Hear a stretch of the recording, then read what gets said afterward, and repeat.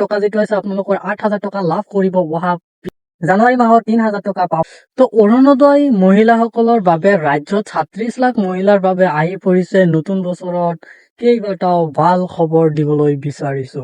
তো অৰুণোদয় টকা যেটো আছে আপোনালোকৰ 8,000 টকা লাভ কৰিব অহা 20 ফেব্ৰুৱাৰী তাৰিখে প্ৰতিগৰাকী হিতাধিকাৰীয়ে অৰুণোদয় টকা লাভ কৰিব। তো আপোনালোকে জানুৱাৰী মাহত 3,000 টকা পাব নে নাই? তো জানুৱাৰী মাহৰ টকা যেটো আছে আপোনালোকৰ ফেব্ৰুৱাৰী মাহত মিলাই দিব, ফেব্ৰুৱাৰী মাহত দিব আৰু আপোনালোকৰ 4টা মাহৰ টকা একেলগে কৰি দিব।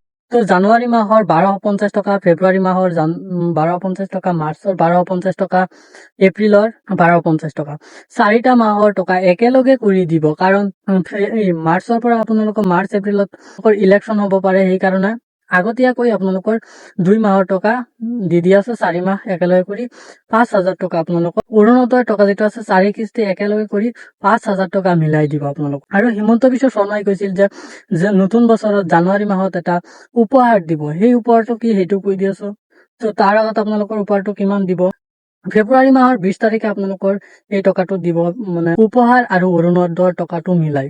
তো উপহাৰটোৱে হৈছে আপোনালোকৰ বিহুৰ উপহাৰ আপোনালোকৰ 3,000 টকা দিব। তো এই 3,000 টকা আৰু অৰুণোদয় টকা 5,000, মানে 4টা কিস্তি যেতিয়া নেকি মিলাব সেই সময়ত 5,000 টকা হ'ব। 5,000 আৰু উপহাৰ 3,000 মিলে 8,000 হ'ব।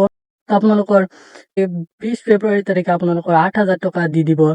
কাৰণ আপোনালোকৰ ইলেকশ্যন সন্মুখত যেতিয়া নেকি ইলেকশ্যন আহি যায় সেই সময়ত আপোনালোকৰ একাউণ্টত টকাবিলাক সোমাব নোৱাৰে, সেইকাৰণে আগতীয়াকৈ আপোনালোকৰ টকাটো দি আছে 8,000 টকা আৰু এনেকুৱাকৈ দি আছে আপোনালোকৰ এটা কামত খটাব পাৰিব। তো এইবাৰ নতুন নিয়মেৰে আপোনালোকৰ PM কিষাণৰ 22 নং যেটো কিস্তি আছে সেইটো সোমাব অতি সোনকালে।